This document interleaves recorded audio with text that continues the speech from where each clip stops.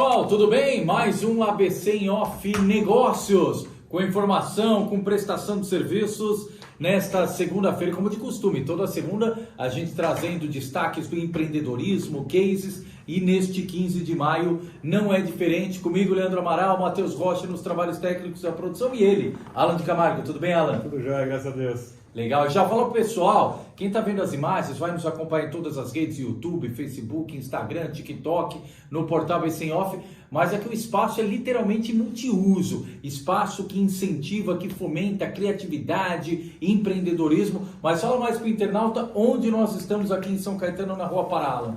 Bom, a gente está aqui na sede da Layers, tive a oportunidade de conhecer o espaço há uns 20 dias, 25 dias, no evento que a Layers promoveu aqui.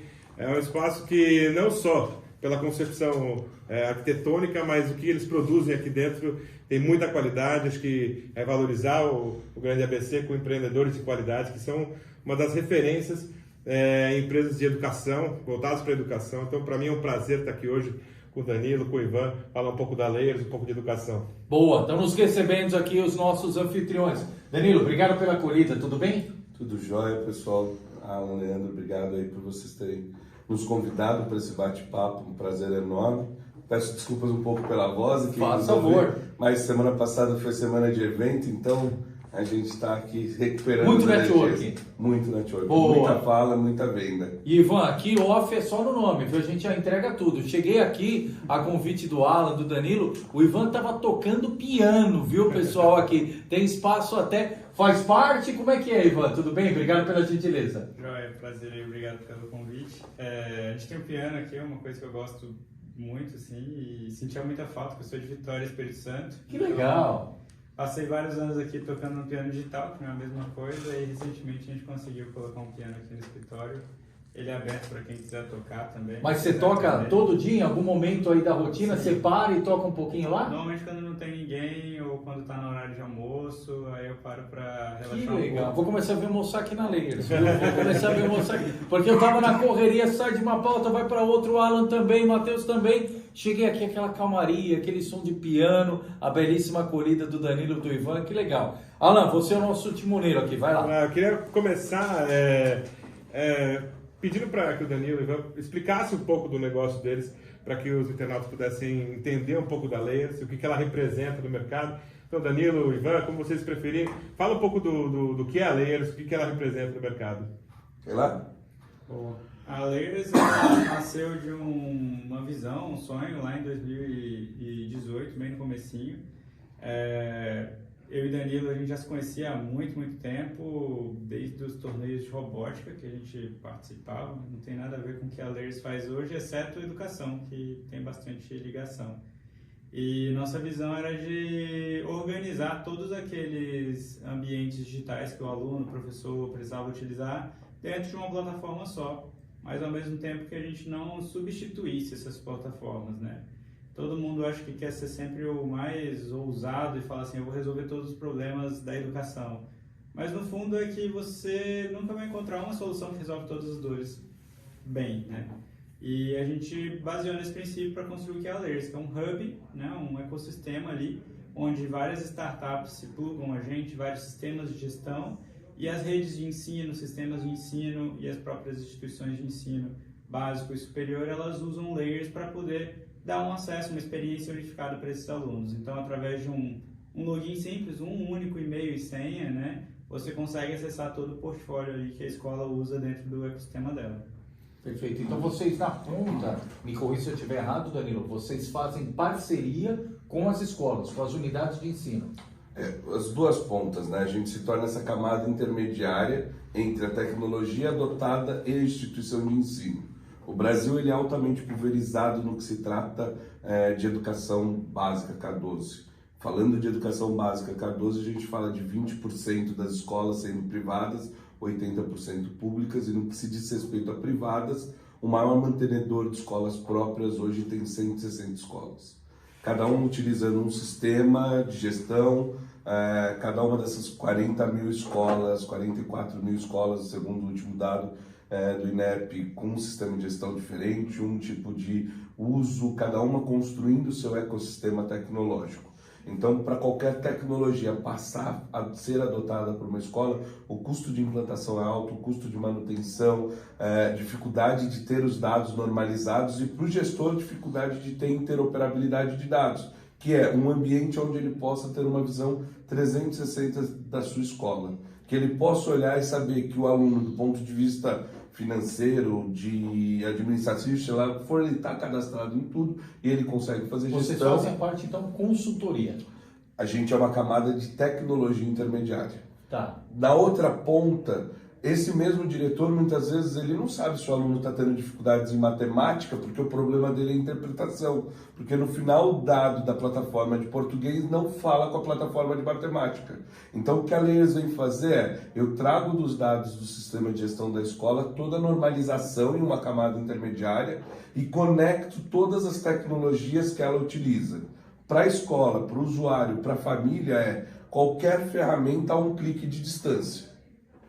Para a gestão da escola, para o ponteiro de aprendizagem, todos os dados unificados, trazendo transparência, visibilidade e celeridade na implantação de tecnologia. Então, de fato, tornar a tecnologia como um meio para uma aprendizagem significativa. É isso que a Layers vem fazer. Na verdade, a Layers ela integra todos os sistemas dentro de uma única visão. E essa integração serve tanto para o gestor, para o professor, dentro da escola, quanto para o aluno ou para os pais na família. Isso mesmo, é exatamente essa visão. A Layers, a gente se coloca como a mais integrada plataforma de comunicação. Quais são os principais clientes de vocês hoje? Ivan? Hoje, base de clientes 100% privados, escolas privadas. A gente tem grandes redes como o SESI, Rede Damas, Rede Bernoulli de Minas Gerais, Maristas, que hoje atende todo o Brasil. São diversos clientes, até posso estar esquecendo vários grandes. Mas vocês atendem iniciativa privada e poder público também? 100% de iniciativa privada 100% nesse iniciativa momento. privada.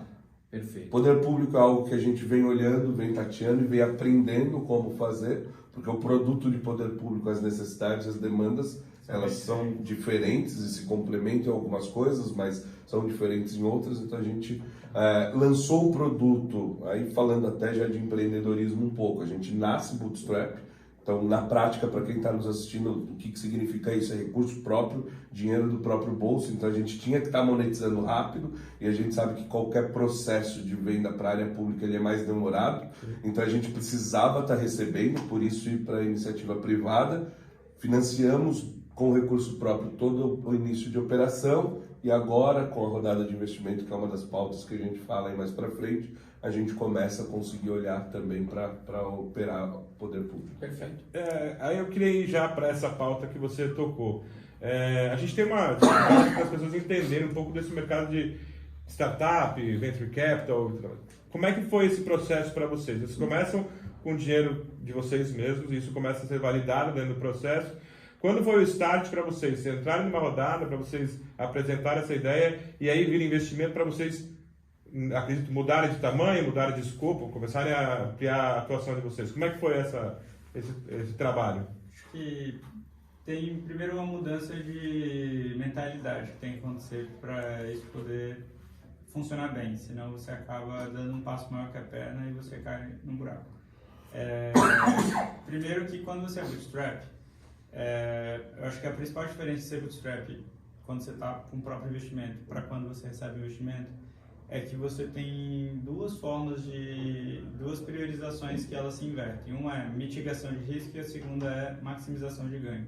Quando você está com dinheiro limitado, primeiro você mitiga o risco de você estar vivo no próximo mês. Sim. E com aquele risco mitigado, você entende como que você vai maximizar ganho. Isso é o dia a dia de uma operação quando você está em bootstrap. Quando acontece essa virada de chave, aí a gente pode contar por que a gente fez essa mudança, que aí tem motivos bem concretos assim, da gente ter optado por fazer essa virada de chave. Você tem que inverter isso, porque aí primeiro você maximiza ganho e depois é como você mitiga risco com o que você está maximizando de ganho. Então, cresce e organiza, cresce e organiza. Exatamente. Então, antes de organizar e crescer, você cresce e organiza. Ao mesmo tempo, você se arrisca mais, você tem como errar mais, você pode se dar o luxo de fazer 3 testes ao mesmo tempo, ao invés de ter que fazer um. E ao mesmo tempo, isso aumenta as suas chances de crescer, não quer dizer que você vai crescer. quer dizer que você tem mais oportunidades de erro. E por que vocês fizeram isso? E aí o principal porquê da gente optou pela mudança, né, de visão realmente. A Layers, ela é um ecossistema, um hub. Hoje você perguntar assim, qual que é a ferramenta que você usa para se comunicar? O WhatsApp. Você usa o Telegram? Você não usa. Por quê? Quando o WhatsApp cai. Só quando o WhatsApp cai, perfeito. O WhatsApp é um exemplo muito bom do como que você ganha massa crítica com um produto. Massa O Telegram é a crítica, Pepsi do WhatsApp, Exato. né? é a Pepsi do WhatsApp. Então, o WhatsApp é um exemplo muito legal, assim, porque não faz sentido as pessoas estarem no Telegram. Porque todo mundo usa o WhatsApp. Sim. E o produto que a Layers quer ser, ela precisa atingir massa crítica para que ela seja sustentável ao longo do tempo. Massa crítica é a gente atingir pelo menos 20% do mercado. Para a gente atingir 20%... Hoje vocês atingem quanto? Hoje a gente atinge... Vai chegar a 4%. 4% do mercado. Em 5 anos. Em 5 anos. 5 anos. Então, atingindo essa massa crítica, faz sentido a gente se manter. A grande questão é, a gente era bootstrap. Então, grandes corporações olham para o produto da Layers e falam, Gostei. gostei. Já que eu não posso comprar, por que não fazer ou tentar copiar? Tá, mas é só fazer um recorte anterior, 4%. Nós estamos falando em 5 vezes mais para chegar nos 20%. Sim. Em quanto tempo vocês querem atingir essa Nos meta? próximos 3 anos. 3 anos atingir essa meta? Exatamente. Então, em 3 anos a gente conseguir atingir isso, estamos felizes. A gente sai de ser bootstrap, finaliza a rodada no final de 21, com cerca de 500 escolas parceiras. Hoje, um ano e pouquinho, 3 meses, 4 meses da rodada fechada, a gente já triplicou de tamanho. Então, quando você tem recurso, é muito mais fácil. Quantas você escolas tem hoje? Hoje chegando a 1.500 escolas. Então, é muito mais rápido de você crescer, porque você consegue estar em locais que antes você não tinha. É isso que eu estou trazendo. Então, sair do escritório para fazer uma visita em uma rede de ensino, por mais que ela seja grande, era quando o contrato já estava muito bem definido e você ia ali só para finalmente. Hoje você consegue ter pulverização de mais pessoas de comercial, ter mais negócios em andamento. Paralelamente, teve outro motivo pelo qual a gente decidiu tomar a decisão de investimento. Com time reduzido, equipe reduzida, sem recurso que pudesse ser investido antes de ter o retorno financeiro, no final de 2020 a gente teve que escolher de 5 grandes contratos quais os 2 que a gente ia poder assumir e outros 3 a gente não teria time suficiente para dar conta. Então, esse tipo de escolha é mitigação de risco. Hoje isso não é um problema. Lugar do que maximização de ganho. Hoje isso não é um problema. Se a gente tiver 5 contratos grandes em mesa e eu não tenho time, eu consigo sair no mercado, contratar, formar, trazer, preparar, aí para funcionar o contrato, o que lá atrás não era uma realidade. E o investimento foi feito basicamente para ampliação de time? Não necessariamente, para melhoria de produto, construção, estruturação, profissionalização. A gente sempre fala para as pessoas que nos perguntam o quanto você pode esperar para receber um investimento. Na nossa visão, espere ao máximo, não antecipe nenhuma rodada se você não tem necessidade. E no momento em que você tomar, que você tenha clareza do que você precisa com aquele recurso. O que você vai fazer realmente com aquilo. Porque parece muito fácil. Eu lembro a vez que a gente decidiu assim, que ia abrir a rodada, eu falei, cara, se tivesse $1 milhão de reais, o que eu faria? O que a gente faria? Aí você pensa, se tivesse 10 milhões de reais, o que você faria? Parece uma pergunta simples, né? Você... Aí você para, não, pera, o que eu vou fazer com isso? Como eu priorizo o uso? Se você pudesse investir o quanto fosse, o que você faria, na prática mesmo? Vocês chegaram numa resposta? A gente passou alguns meses para chegar nessa resposta. Tá. Chegou e é isso que o investidor, seja um venture capital, um corporate venture capital, e aí tem diferenças de quem você vai buscar o dinheiro. O dinheiro nesse momento onde taxa de juros está alta, o dinheiro está caro, então bastante cuidado para quem está buscando isso, porque além do dinheiro caro, o investidor ele é talvez mais importante do que o dinheiro que ele vai pôr. Sim. Você está trazendo alguém de sócio, alguém que vai sentar à mesa para tomar decisão junto com você. Então, quem é essa pessoa? Por que ela é importante de estar com você? Tenha todas essas análises ao mesmo tempo que você vai tomar a decisão de ter um investimento. Cerca de, acho que 2 coisas que vale falar, né? Primeiro que a gente fez uma rodada em 2020, Em 2020, com a Faber, né? início. Foi uma rodada que a gente não precisava do dinheiro. Nosso único objetivo foi aprender. Então a gente não precisava, logo também a negociação ela fica mais favorável ao nosso lado, porque a gente não precisa, então você O acaba... montante foi pequeno para que não tivesse problema se a gente tivesse que pagar de volta nessa rodada do exatamente, presente. então a gente tinha uma posição de estamos tendo tempo, não precisamos do dinheiro e a gente aprendeu coisa pra caramba, tanto no lado jurídico quanto também como construir um BP, como construir Perfeito. coisas mais estruturadas. Vocês falaram do time. Quantos colaboradores tem a Layers hoje? Hoje a gente está chegando a 80 colaboradores, 80? direto e E indiretamente. vocês, qual é o raio de atuação? É Estado? É Brasil inteiro? Hoje temos escola Brasil inteiro. em todos Brasil os inteiro. estados já. E vocês estavam falando a respeito dessa primeira rodada, ou primeiro parceria, sei lá. Vocês têm, essa foi com a Faber-Castell. Isso. Conta um pouco como é que foi isso. A Faber, ela faz parte do hub de vocês hoje? Hoje faz parte também. A Faber-Castell, ela inicia em 2019, final de 2019, uma área de inovação na companhia, e essa área inicia no Brasil, e hoje a gente tem bastante felicidade de ver o Marcelo Tabaco, o Pablo, a Bruna que compõem essa área de inovação, começar a exportar isso para a Alemanha e para as outras unidades onde a companhia tem fábrica. Essa área de inovação visa novos negócios. Entre os novos negócios, eles entendem que investir em educação poderia ser uma futura grande receita da companhia.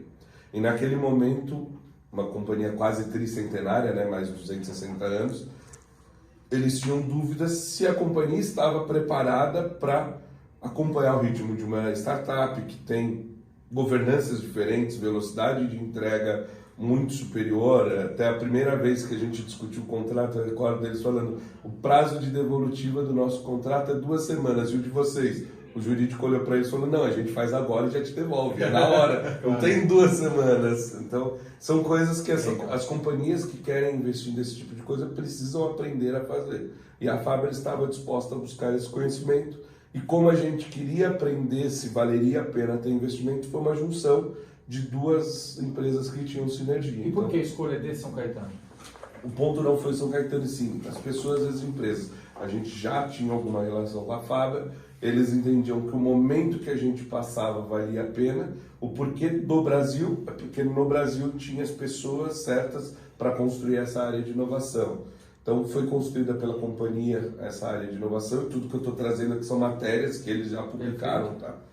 Não estou falando em nome deles, só estou replicando o que já tem de material aí produzido. Então trouxeram essa área de inovação para o Brasil, iniciou-se com a gente sendo a primeira investida globalmente pela Faber-Castell, então orgulho por uma companhia aqui de pioneirismo do ABC, de São Caetano, sendo a primeira investida da Faber-Castell.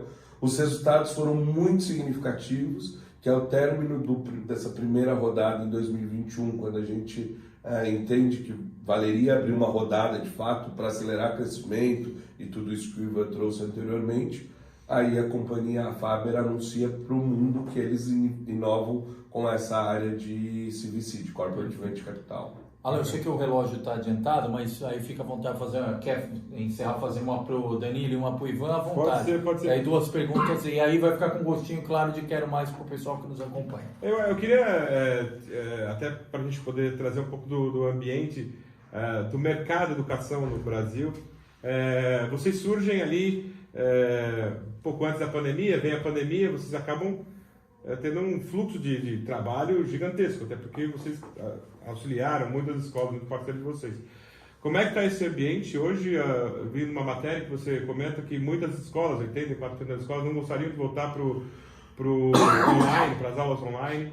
Como é que está esse ambiente pós-pandemia? Como é que as escolas, o mercado de educação tem se comportado? É muito legal trazer esse cenário, porque a gente sempre, como ele começou falando, a gente é amigo há muito tempo e na nossa visão a gente se complementa em muitas coisas. Eu sou do mercado educacional, sala de aula, show de fábrica mesmo, e ele sempre atuou em empresas que atuam no mercado educacional. E uma das falas que uma vez me marcou muito dele foi: educação é a primeira que ensina, mas a última que aprende. Movimentar a educação brasileira é muito difícil.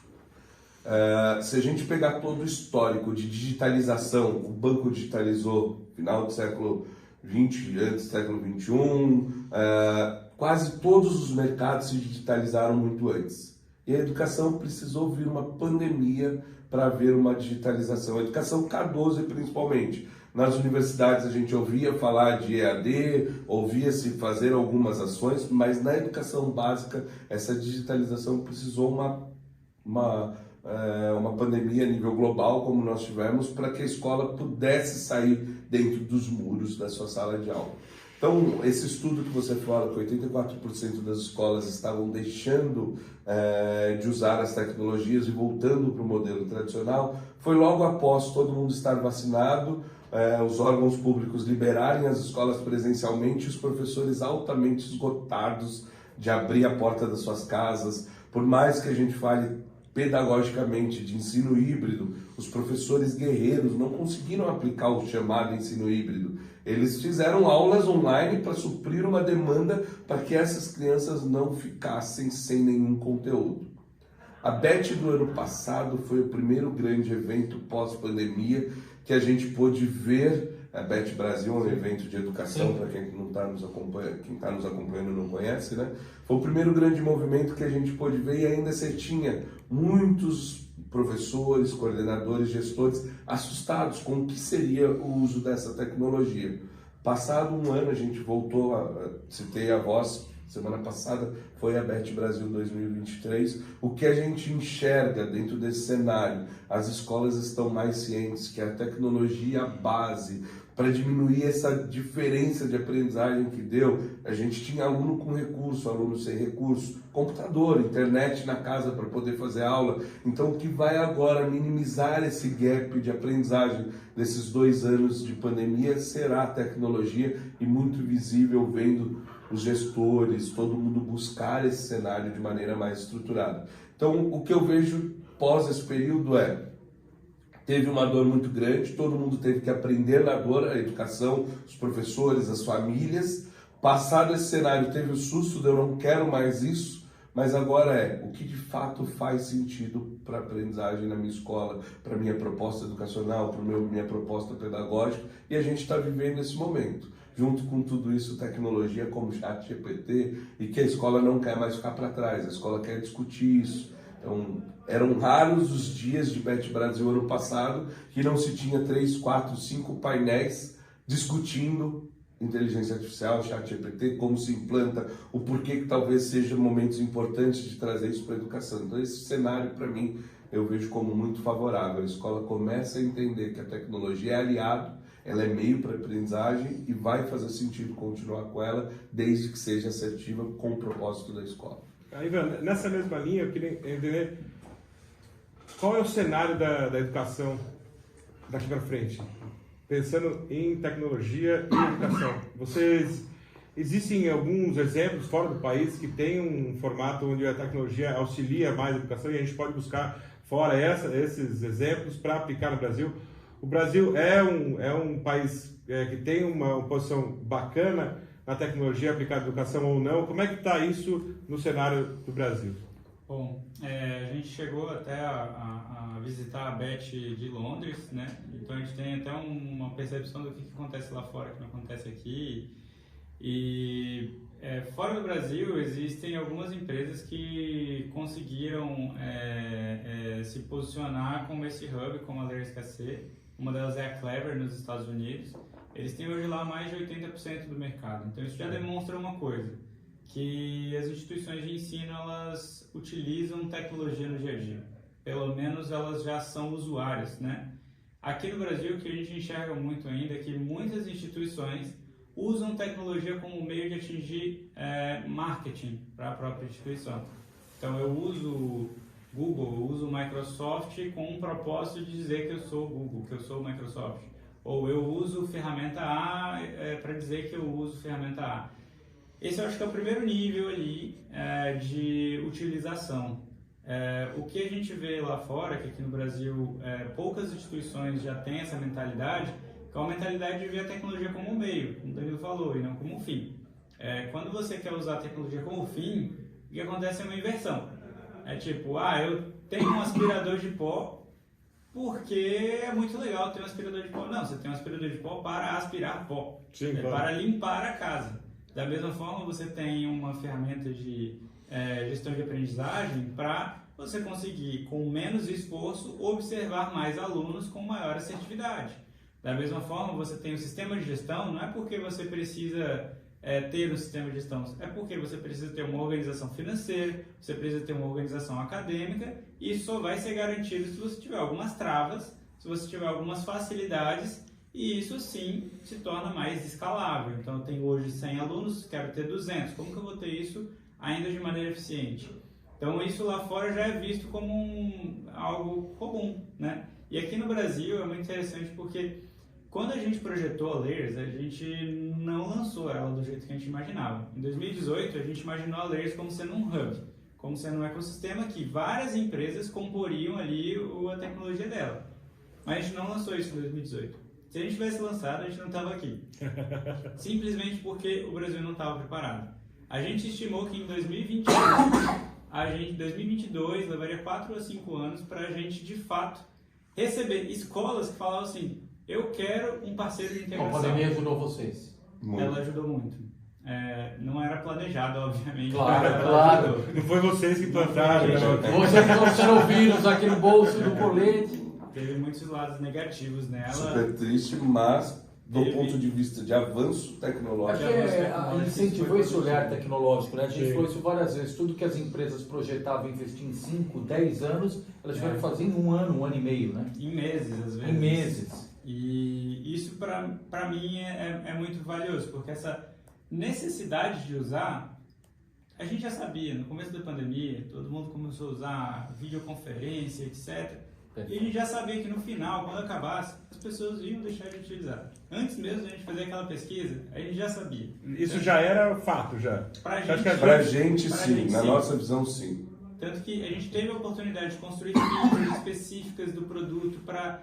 A gente falou, gente, as escolas já sabem como usar o que tem no mercado, não vamos focar esforço em construir uma coisa que vai voltar da pandemia.